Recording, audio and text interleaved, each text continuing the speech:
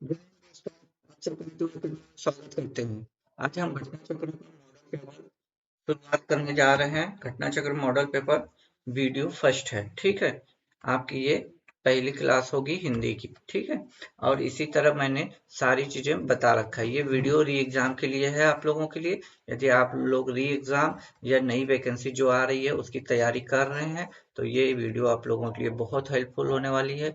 मैंने सब कुछ पढ़ा रखा है, अब बस मुझे मॉडल पेपर प्रैक्टिस कराना है। घटना चक्र का ये पहला प्रैक्टिस सेट है। पहले हम हिंदी का करेंगे, फिर थोड़ी देर में आपको मिलेगा जीके का, फिर उसके बाद रीजनिंग का फुल सोल्यूशन मिलेगा। ठीक है दोस्तों, तो आप यदि चैनल पे पहली बार विजिट कर रहे हैं तो चैनल को ज्वाइन कर लीजिए। अपने सिलेक्शन तक मेरे साथ बने रहिए, हम आपको पूरी चीजें प्रोवाइड करा देंगे और सिलेक्शन की 100% गारंटी लेते हैं। ठीक है दोस्तों, ये सारे घटना चक्र के मॉडल पेपर है, आपको कोई भी बुक लेने की कोई भी जरूरत नहीं है। चलिए आइए हम अपने क्वेश्चनों पे चलते हैं। पहला क्वेश्चन देखिए क्या कह रहा है, निम्नलिखित में से किसका प्रयोग सरकारी स्तर पर अधिकतर भारतीय गजटों में प्रकाशित सरकारी नियम, आदेश, अधिकार और नियुक्तियों की सूचना में प्रसंग होता है। तो एक से दो क्वेश्चन आपका इससे आना ही आना है, जो पत्र वाला है। क्वेश्चन जो बनते हैं ना पत्र वाले, तो उससे एक से दो क्वेश्चन आने ही आने वाले हैं। ऐसे पत्र को अधिसूचना कहते हैं दोस्तों। ऑप्शन नंबर बी हो जाता है। इसमें क्या होता है कि अधिसूचना का प्रयोग जो होता है ना, वो सरकारी स्तर पर अधिकतर भारतीय गजटों में प्रकाशित सरकारी नियम, आदेश, अधिकार और नियुक्ति की सूचना में इसका उपयोग होता है। ठीक है, दूसरे क्वेश्चन पे चलते हैं। सुपर फास्ट रिवीजन है आप लोगों का, देखते हैं कितना सही होता है। कमेंट बॉक्स में जरूर कमेंट कीजिएगा, ठीक है। कमेंट बॉक्स में आपको बताना है आप कितना आपकी तैयारी चल रही है। दूसरा क्वेश्चन है, पृथ्वीराज रासो हिंदी साहित्य के किस काल में लिखा गया था? तो ये मुझे लगता है सभी को पता होना चाहिए। ये आदिकाल में लिखा गया था और चंद्रवरदाई दाई ने लिखा था इसको, ठीक है। ये दोनों पूछ सकता है। अगला, गौ शब्द का वचन बताइए। आपको बताना है सदा बहुवचन, एक वचन, बहुवचन, सदा एक वचन। तो ये बहुवचन नहीं है दोस्तों, गौ को देख के बहुवचन पे मत चले जाइएगा, ये गलती मत कीजिएगा। ये एक वचन होता है, एक वचन। अब बहुवचन जो होता है आपका गौवें होता है। बहुवचन जो होता है गमे होता है। ऐसे क्वेश्चन में बच्चे बहुत फंस जाते हैं, ठीक है। तो आपको ये चीजें नहीं करनी है। अगला क्वेश्चन है, हिंदी वर्णमाला में व्यंजनों की संख्या 33 है, सभी को पता होनी चाहिए। ये क्वेश्चन तो सभी को पता है, हिंदी में होते हैं। और इसमें देखिए मैं बता दे रहा हूँ 33 कौन कौन से होते हैं, थोड़ा सा हम लोग इस पे चलते रहेंगे अच्छे से, ठीक है। तो आपका जो क से प वर्ग के होते हैं व्यंजन, क से जो प वर्ग तक के होते हैं वो 25 होते हैं। 4 आपके अंतस्थ व्यंजन होते हैं, अंतस्थ व्यंजन, जिसको आपको पता ही होगा। अंतस्थ व्यंजन 4 कौन कौन से होते हैं ये आप बता सकते हैं? ये 4 व्यंजन होते हैं, य, पहला, दूसरा र, ल, व। ये भी ऑप्शन में दे देता है ऐसे ऐसे, इनमें से कौन सा अंतस्थ व्यंजन नहीं है। फिर उसमें व्यंजन, 4 उसमें व्यंजन होते हैं, ठीक है। 4 उसमें व्यंजन होते हैं, 4 उसमें व्यंजन होते हैं जिसमें सभी स वाले शब्द होते हैं। देखिए एक स ये होता है, एक स ये होता है और एक स ये होता है, ये तीनों स होते हैं। और ह, ये आपके वर्णमाला में आपके होते हैं 33, ठीक है। आइए अब अगले क्वेश्चनों पे चलते हैं। अगला क्वेश्चन क्या कह रहा है? अगला क्वेश्चन कह रहा है आपका, देखिए अगला क्वेश्चन कह रहा है कि निम्नलिखित में से एक शब्द अशुद्ध है। अशुद्ध आपको कौन सा दिख रहा है, बता सकते हैं? दैहिक, नौकरी, प्लॉट, पुरुष, बताइए कौन सा है? आप नौकरी की ही तैयारी कर रहे हैं ना? नौकरी की ही तैयारी कर रहे हैं ना? तो नौकरी कैसे लिखा जाता है? नौकरी, यही अशुद्ध है, ठीक है।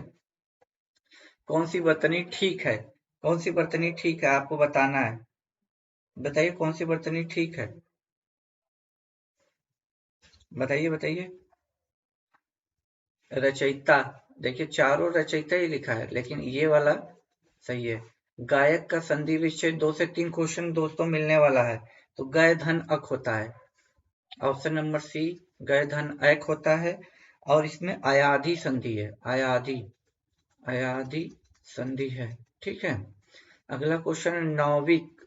नाविक का सही संधि विच्छेद बताना है। नाविक का सही संधि नौ धन इक। नौ धन इक। ये देखिए दोस्तों, जो यूपी का एग्जाम होता है जिसमें हिंदी आती है, सभी के लिए ये महत्वपूर्ण वीडियो होने वाला है। ठीक है, ये सभी के लिए महत्वपूर्ण वीडियो होने वाला है, इसलिए आप इसको सीरियसली लीजिएगा। ठीक है, सीरियसली इसको लीजिएगा। ठीक है, इससे क्या फायदा होगा आप लोगों को, देखिए थोड़ा सा एडजस्ट कीजिएगा दोस्तों। मैं इस तरह थोड़ा सा पहली बार है, धीरे धीरे मैं प्रैक्टिस करके आप लोगों को बता दूंगा। 9वें क्वेश्चन पे आते हैं हम लोग। अगला 9वां क्वेश्चन क्या कह रहा है, आमरण में कौन सा समास है।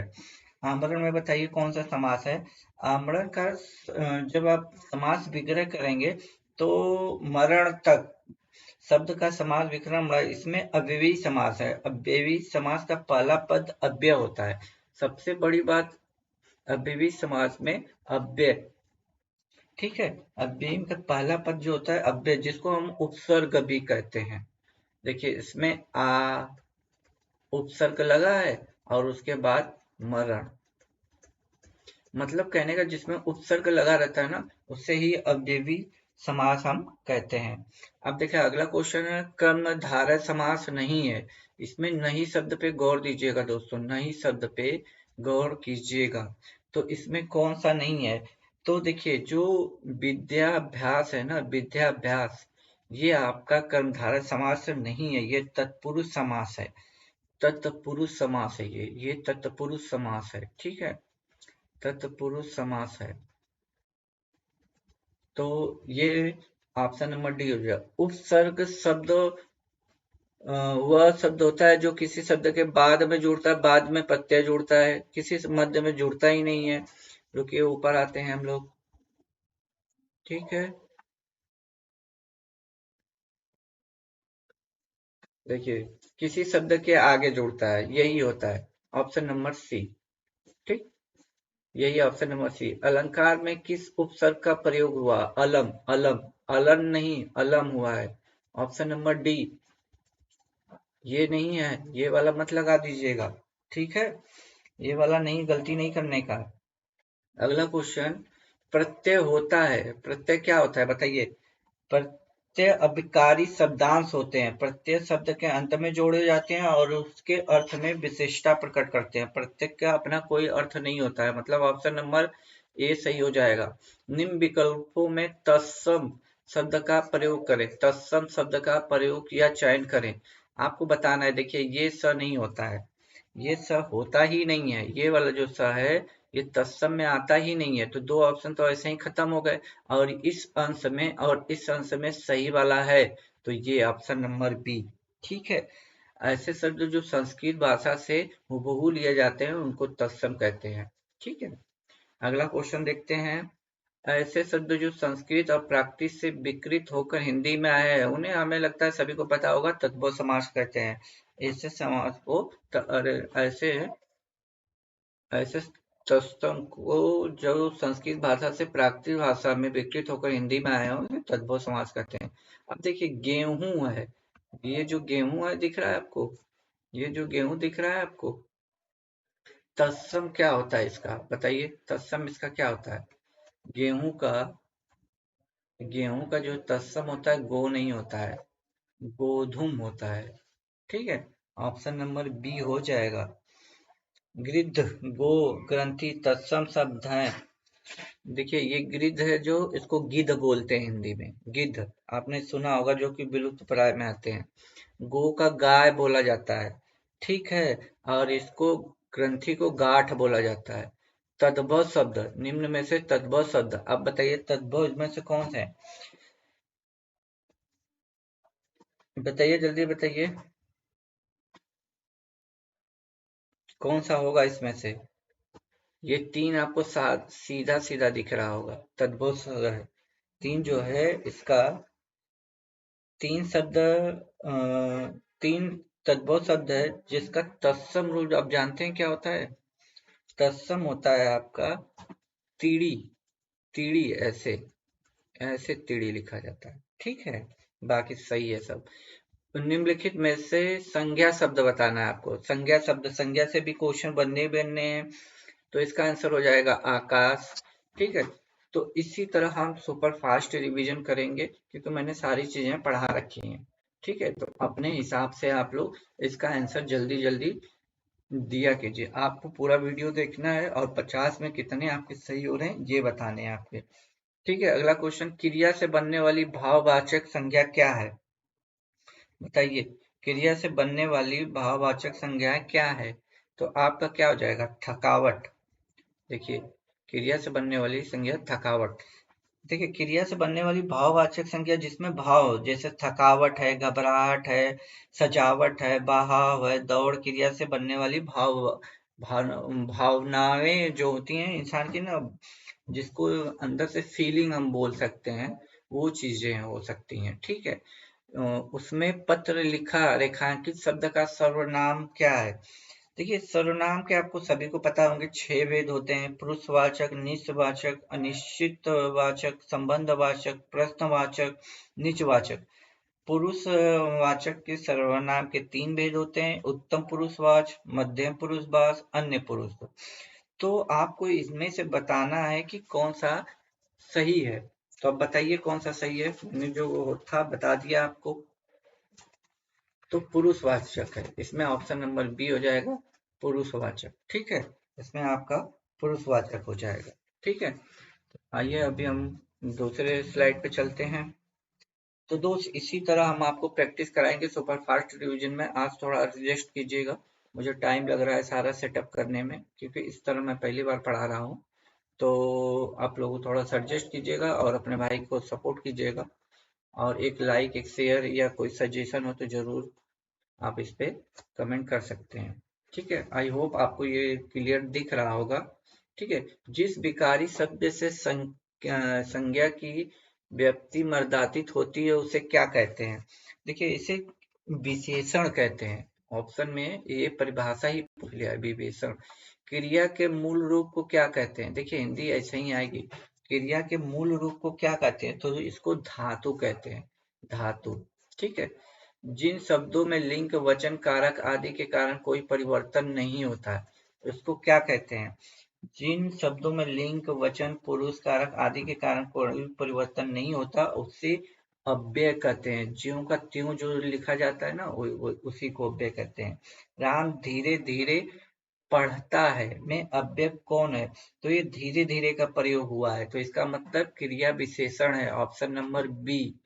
ठीक है, अरण्य का पर्यायवाची शब्द चुनिए, तो इसका क्या हो जाता है? बताइए, आप जल्दी से बताइए इसका।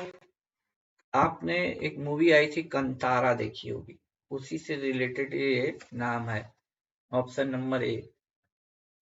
ठीक है, कांतार, ये इसका अरण्य का पर्यायवाची है। कमल का पर्यायवाची निम्नलिखित में से कौन सा है, ये आपको बताना है।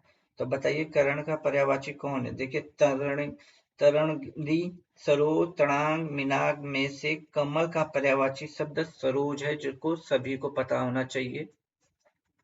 इन चारों में से अध का विलोम, अध मतलब आधा होता है। ठीक है, अध का मतलब तो विलोम पूरा हो जाएगा, मतलब पूर्ण हो जाएगा, ऑप्शन नंबर ए हो जाएगा। जागृत का विलोम, जागृत का बताइए, जागृत का विलोम क्या हो जाता है? जागृत का मतलब क्या होता है, बताइए। इसका होता है सुशिक्षित। देखिए, जो जो आप लोग ढूंढ रहे हैं जागृत का विलोम, उसका होता है सुस्त, उसका होता है सुस्त। और जो आप मैंने ये जो बताया है, इसमें का अंतर थोड़ा सा है बस, ये है जागृति, इसका विलोम होता है ये। ठीक है, जब मैंने इसको पढ़ा था तो मेरे दिमाग में यही छपा था, तो मैंने इसको ऑप्शन नंबर डी बताया। बस ये जागृत का सुस्त हो जाएगा, ऑप्शन नंबर सी हो जाएगा। मैंने सोचा कि भला ऐसा क्यों होता। आप कहाँ सोचेंगे? अंतःकरण में? गलत। मन में ही सोचते हैं, आत्मा में तो कोई सोच नहीं सकता है, चित्त में कोई सोच नहीं सकता है, तो ऑप्शन नंबर बी हो जाएगा। संगीत द्वारा व्यक्ति का प्रभावित होता है, क्या प्रभावित होता है? कर्तव्य प्रभावित होता है? नहीं, अधिकार है ही नहीं, शरीर नहीं, आचरण। हाँ, आपका मूड, मूड किस पे डिपेंड करता है? जब आप संगीत सुनेंगे तो मूड पे, आचरण पे ही डिपेंड करेगा। जैसे कि आप गाना अच्छा अच्छा सुनते सुनते डांसिंग मोड पे आ जाते हैं, या फिर कोई लव स्टोरी वाले गाने सुनते हैं तो उसकी फीलिंग कुछ अलग होती है। तो ये सारी चीजें हैं। देशभक्ति सुनते हैं तो उसके अंदर कुछ अलग तरीके की भावनाएं आ जाती हैं। ठीक है, जिसकी आशा न किया जाए ये प्रत्याशी हो जाता है दोस्त, ये सभी को पता होगा आप लोगों को। ठीक है, इसमें तो कोई दिक्कत है ही नहीं। धीरे धीरे दोस्त बस सपोर्ट कीजिए, बहुत जल्दी आपको मैं सारी चीजें कवर करा दूंगा। बस थोड़ा सा मैनेज करने में मुझे इस तरह टाइम लग रहा है। एक बार सारी चीजें हो गई तो सारी चीजें हो जाएंगी। ठीक है, अगला क्वेश्चन, जिसके हाथ में चक्र है, इस वाक्यांश में साधक शब्द का चयन कीजिए। इस वाक्यांश में साधक शब्द का चयन कीजिए। रुके, मैं थोड़ा छोटा कर दूं, आप लोगों को दिखाई देगा, तो मैं थोड़ा सा इसको छोटा कर दूं। हाँ ठीक है, इस पे आप लोगों को सारी चीजें दिख रही होंगी। ठीक है, तो इसका क्या होता है? चक्रपाणी, चक्रपाणी। ठीक है, ऑप्शन नंबर बी चला जाएगा।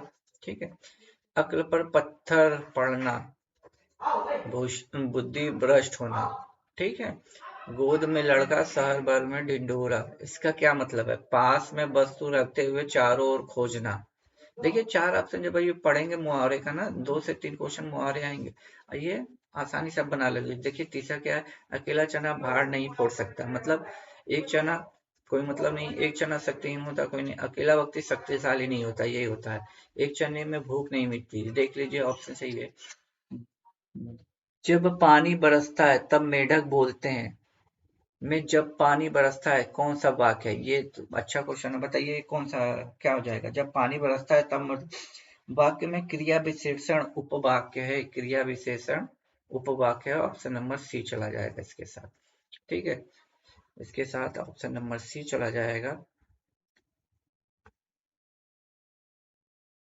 निम्नलिखित में से मिश्र वाक्य का चयन करें। मिश्र वाक्य का आपको चयन करना है। जो विद्यार्थी परिश्रमी है वह अवश्य सफल होते हैं, यही ऑप्शन है, ये आप ही लोगों के लिए है सेंटेंस, ऑप्शन नंबर सी। ठीक है, जिन वाक्यों में एक मुख्य या प्रधान वाक्य हो और अन्य पर आश्रित हो। क्यों? रिजल्ट आपको कब मिलेगा? जब आप पढ़ेंगे। ये जो दूसरा वाला सेंटेंस है, यही पहले वाले सेंटेंस पे डिपेंड है। ठीक है, वह अवश्य सफल होगा, कब होगा? जब वो परिश्रमी होगा, पढ़ेगा लिखेगा। ये किस पे डिपेंड है? पहले वाक्य पे। ऐसे वाक्य को ही मिश्र वाक्य बोलते हैं। मैंने विद्यालय जाना में है, मैं अशुद्ध शब्द चुनिए, आपको सभी को पता होगा इसमें क्या है। मैंने का प्रयोग अशुद्ध है, मैंने का स्थान पर मुझे होना चाहिए, मुझे होना चाहिए, यानी ए। वाच्य कितने प्रकार के होते हैं? मुझे सभी को पता होगा 3 प्रकार के वाच्य होते हैं।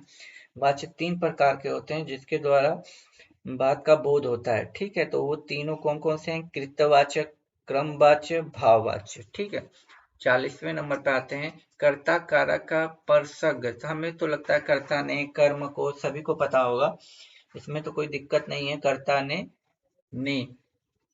कर्म को, सब मैंने बता रखा है, कर्ता ने कर्म को। ठीक है, आइए आगे चलते हैं। 41 नंबर क्वेश्चन पे दिख रहा है दोस्तों आप लोगों को? रुके थोड़ा सा जूम में कर देता हूँ। ठीक है, इतने पे ठीक है।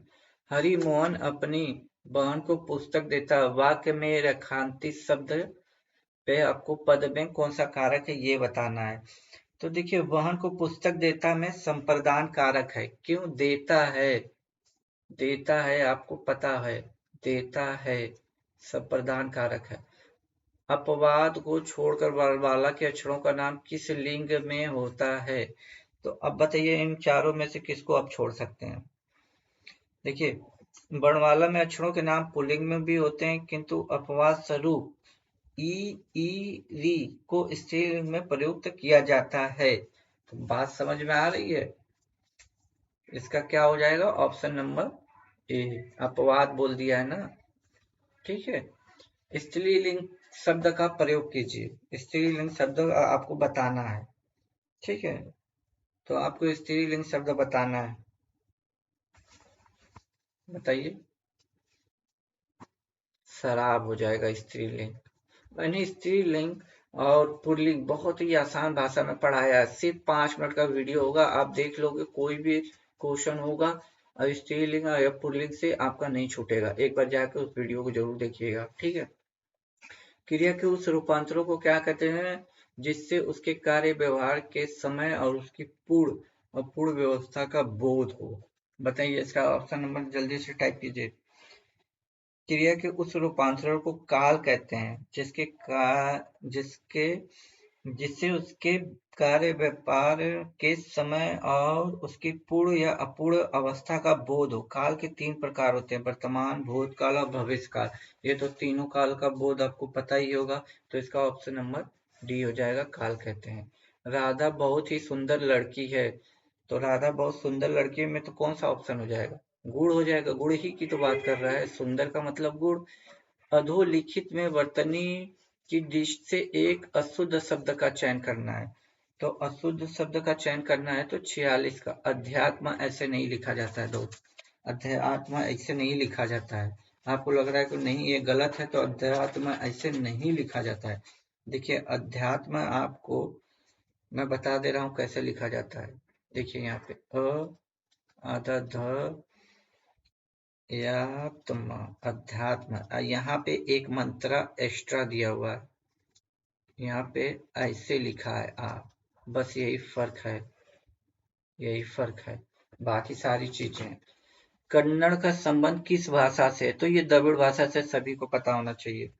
कन्नड़ का द्रविड़ भाषा परिवार से है, ये सभी को, आप लोगों को पता ही होगा, इसमें कुछ करना ही नहीं। 48 नंबर, निम्नलिखित भाषाओं को उनके विकास क्रम में, तो देखिए पहले तो सभी को पता होगा संस्कृत आई थी, तो ये तो पहले नंबर पर हो जाएगा। फिर लैकिक संस्कृत आई थी, दूसरे नंबर पर होगा।